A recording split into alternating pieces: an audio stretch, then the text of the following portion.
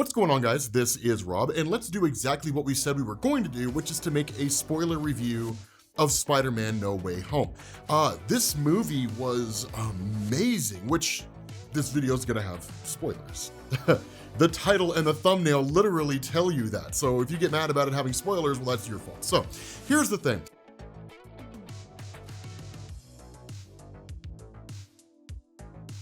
I loved it, man. It was phenomenal. It was the best Spider-Man movie today. And here's the funny thing about this.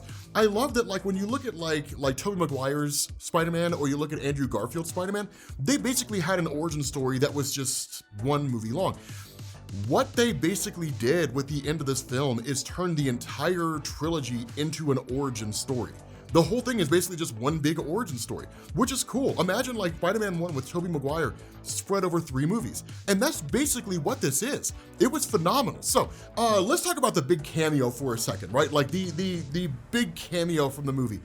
Charlie Cox. This was amazing. I loved sitting in the audience, and like it was kind of funny because it was like the worst timing ever, right? Because when we were watching the movie, Mariah had like a question or a comment or something like that. She turns to me, and then I was like, no, watch this. And then like you get to the scene when like they're back home and they're talking to their lawyer, and you see the hand with the cane, and then like as soon as that popped up, somebody was like, oh my god, and then like Charlie Cox sits down, and people are just like, yes! Like people were so happy about it. So it was really cool. Be on the lookout for fan reactions across YouTube to Charlie Cox showing up in the Spider-Man No Way Home film.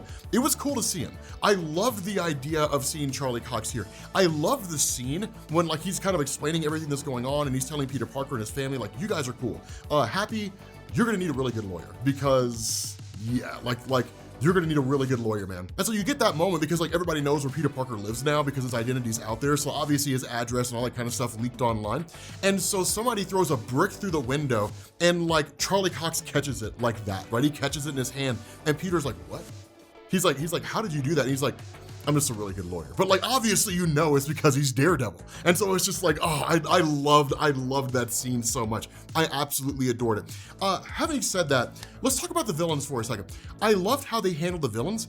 I wish they'd done a little bit more with some of the villains, right? So Dr. Octopus, of course, is the first one we get. That scene on the bridge is the first thing that happens, right? Basically end up having the spell go awry with Dr. Strange and Peter Parker. You don't quite know the motivation or what happened with the spell going awry that led to those villains showing up by the time Dr. Octopus appears.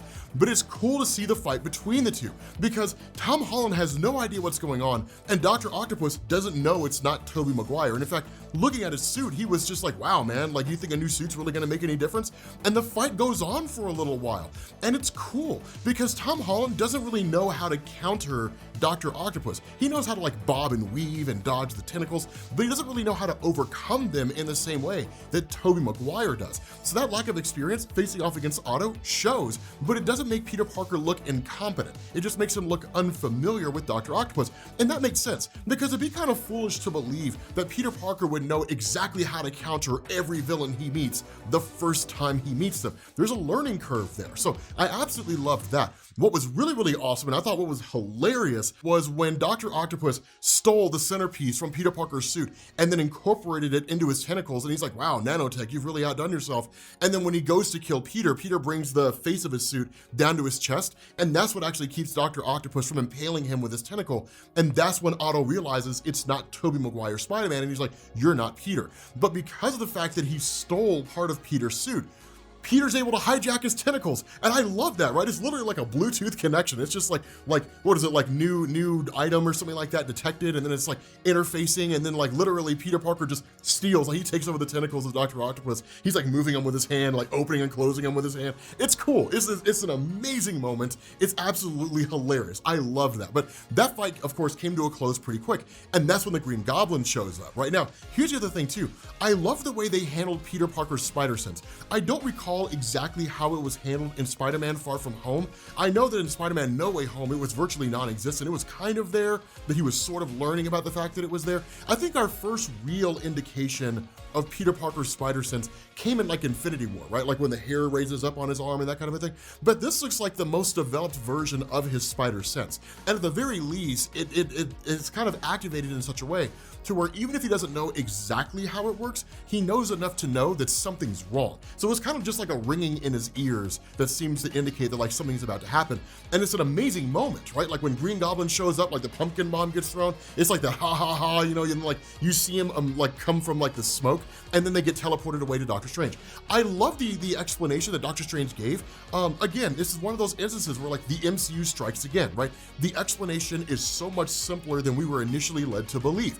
That it's basically, instead of everybody who knows Peter Parker is Spider-Man forgetting about that, it pulled in people who knew that Peter Parker was Spider-Man. It's a really cool concept because I love this idea that with it being that simple, it makes it easy to grasp. At the same time, what you would expect in the aftermath of that is that if everyone across the multiverse knows that Peter Parker is Spider-Man and they were yanked into the universe, then that would basically mean that Earth would just fill up with people. And the explanation Doctor Strange gives is he was able to close off the spell before it got to that point. And so basically the villains that you see in the movie are essentially the ones who managed to kind of sneak through, right? Who kind of fell through the cracks and ended up in the universe. That's cool, right? The Lizard's already been captured, Dr. Octopus is thrown in there, and then at that point it's up to Peter and MJ and Ned Leeds and all them to gotta go forward and do their thing. Having said that, you're not really given any explanation in terms of why Jamie Foxx looks the way he does now, as opposed to the way he does in the Sony films. I mean, I would surmise that it's probably kind of a little subtle thing where the MCU's like, everything's better here, and so like he looks better, right? That's kind of a cool thing. Any theories that existed out there that threw out the idea that that Jamie Foxx or any of those guys get their hands on like Stark tech or anything like that, it's true, but it's not true. So like the rumor that we had talked about where you had like the power broker who was involved, of course, that's not the case. Instead, what Peter has in his possession, and it's really in Happy Hogan's apartment because that's where they're staying, was basically just a synthesizer. It's just a device that literally brings to life anything that they could possibly imagine. And what's really cool about this is a fight does break out between Peter and Doctor Strange, but the fight itself is really more based on the idea that Doctor Strange is like, they're all destined to die in their universes, right? Like they're supposed to die there, right? Dr. Octopus is supposed to die in Spider-Man 2, Green Goblin's supposed to die in Spider-Man 1, Jamie Foxx is supposed to die in Amazing Spider-Man 2, the Lizard's supposed to die, and all these characters, they're all supposed to basically be killed by their Spider-Man or really by circumstances in their own respective universes, i.e. the way those movies ended. But with Peter Parker, it's just like, no, you know, Tom Holland's like, they don't have to die, we can fix them, right? Like we can cure them. It's not really one of those things where it's like, we can rehabilitate them and get them to see the error of their ways and their hearts will grow 3 sizes bigger than they were before. It's like, no, we can cure Electro and we can cure Kurt Connors and we can cure the Green Goblin and Dr. Octopus. We can cure all these guys. And they actually do for the most part, right? The first one is Dr. Octopus, which is awesome because then he becomes a good guy and basically starts working alongside Peter and MJ and all those folks. After that, it's like this amazing statement made by the Green Goblin when like they're all in the apartment, which by the way, having the Green Goblin and Electro and Sandman and Dr. Octopus and like all these guys all in the same like apartment, basically like with each other, hanging out, was cool. I loved that. I love that whole scene. Like I love that moment. And it's actually Green Goblin that gets Electro and those guys to abandon the idea of being fixed and to go forward and do their own thing. So that's where Electro actually steals an arc reactor and then takes off, right? So he ends up going and doing his own thing because arc reactors, as you guys know, are just a limitless source of energy, which amplifies his power and makes him stronger. Now, of course, you get the kind of fight scenes and things like that, right? Some skirmishes and so on and so forth. And there's some cool stuff, right? It's pretty interesting the way it unfolds. The movie, I would say in the middle is a lot of dialogue. It was never boring, right? There were never any points where I was bored in the movie. It was phenomenal. If you're coming out of something like Eternals and you're afraid the movie's gonna feel like Eternals, no, it's amazing. It's a great movie. But let's talk about the big thing, right? The thing that everybody wants to know, right? Are Andrew Garfield and Tobey Maguire in this movie? No, they're not in this movie. Just messing around. They are. And it's amazing when they show up. Oh my God, it's so cool. So it's actually Ned Leeds that gets them into the movie. And it's one of the weird things. Ned Leeds can use magic now. We're not really given an explanation why, but he can basically use the sling ring thing that Doctor Strange has and open and close portals. So that's kind of nuts. It looks like the MCU's toying with this idea that Ned Leeds might have some kind of magical element to his character or something like that. You're not given nearly enough to know what's going on. All you know is that he can just open portals and like that's it, right? That's all you know there. So it almost almost kind of feels like a plot device if it wasn't the MCU, and you didn't know they were building up to something bigger. But basically, like, Peter Parker takes off because one of the biggest things in the movie happens. Aunt May dies, right? And it's kind of crazy because when she's killed by the Green Goblin, she's the one that gives Peter Parker the "with great power must also come great responsibility" speech, because like he hasn't gotten that yet. So like he gets it from her, which is nuts. But he basically takes off, and Ned Leeds and MJ don't know where he is. So like literally, like Ned Leeds uses his portal thing and says, "I want to find Peter Parker." And then you see Spider-Man off in the distance. Dude, as soon as that portal opened and you saw Spider-Man, people in the audience were just like, "Oh my God." Like everybody, like you know, like the feeling where like the audience is like, "Oh my God, is it what I think it is? Is it what I think it is?" And then like Spider-Man comes running to the portal, and somebody was like, "Please don't close." Like somebody out there was like, "Please don't close." And the portal stays open, and he jumps through, and you're just like, "Oh my God, okay." So like, is it not the same costume as Tom Holland? Is it Spider? Like which Spider-Man is it? You know, and like they immediately start freaking out, right? Like Zendaya and or MJ and Ned Leeds, like they start freaking out. They're like, "What the hell's going on?" And like he takes off his mask, and it's Andrew Garfield. Dude, the top came off that movie theater when it was Andrew Garfield. People went nuts. And so it's just like they put him through the paces. They're like, "Are you really Spider-Man?" Like crawl on the walls, all that kind of stuff. Show us you're really Spider-Man. So you get Andrew Garfield, and then they try again, and they're like, "Okay, let's try to find Tom Holland again. Try to find, you know, our friend Peter." And so they open the portal, and it's Tobey Maguire who steps through this time. And so like, I mean, Tobey Maguire looks old, right? Old man Spider. Like he looks old, right? He looks like an old guy. But they're both in the movie. Now for the first little while, and what's really, really cool, the way they handle this, you're not immediately off to the races, right? It's not as though like Andrew Garfield's there and Tobey Maguire's there, and then like a minute and a half later, you know, Tom walks in the door and is like, "Just what I needed, backup, cool, let's go fight the bad guys." Guys are like, "Yeah, masks on," and like they take off. That's not what happens. Instead, it's handled incredibly well, because you get this conversation between the three, right? Like Tobey Maguire asked the question, is there a place he goes to in order to like kind of gain his bearings, right? A place that grounds him, that makes him feel the most comfortable. For Andrew Garfield, it was the Empire State Building. For Tobey Maguire, it was the Chrysler Building. For Tom, it's the top of Midtown High School.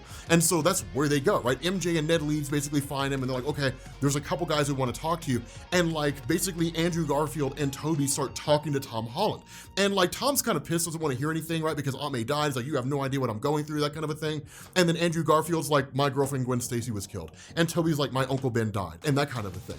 And so like over time in their conversation, Tom Holland begins to kind of cheer up a little bit. And then he was like, "Well, like she told me before she died, with great power." And then Tobey finishes it, "must also come great responsibility." And then it's just like, yes! So like they're brought together as a team. And then at that point, it's basically finding ways to cure the villains of being villains and then turn them back into normal humans. And so you get like some really, really cool moments, which we'll actually cover in our Easter eggs video that we're releasing. But you get some really, really cool moments with the different characters, some great interactions. It's phenomenal. You have this hilarious moment when like Tobey Maguire uses organic webs, and Tom and Andrew are like, "What? Like we have to make webs. Do you have any idea how many times we've ran out of web fluid?" Right? If only we had that. It's stuff like that, right? But the interactions between the three are phenomenal. They're absolutely amazing.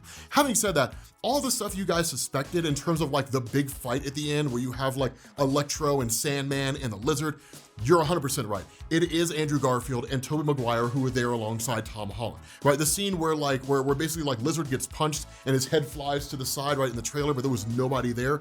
That's Andrew Garfield, right? Andrew Garfield is the one who hits him. So you guys basically nailed it in terms of, at least I'm pretty sure it's Andrew Garfield, but you guys are the ones who nailed it with all that stuff, right? The interactions are great. One of the cool things, and again, we'll talk about this in the Easter egg videos, is that Tobey, Andrew, and Tom actually represent the concept of Spider-Man in 3 different eras, right? 3 different aspects of his personality and things that he's gone through. But by and large, the movie was phenomenal. I loved it. It's one of the best movies. Now, having said that, they basically reboot Spider-Man, because at the end of the movie, what basically ends up happening is the Green Goblin gets his hands on the box, right? Which, by the way, Spider-Man defeats Doctor Strange to get that box with the spell that's held inside, right? It's almost like the puzzle box from like Hellraiser. Like once Doctor Strange finishes the configuration and presses the button on top, they'll all go back to their own universes. So that'll basically be it. So that's kind of where the fight with the box comes from. But at the end of the movie in the final battle, Green Goblin gets the box and then puts a pumpkin bomb in it, and then basically like when they get it back, there's a pumpkin bomb inside the box which explodes and the spell unleashes, right? The spell goes nuts. So that's the scene from the trailer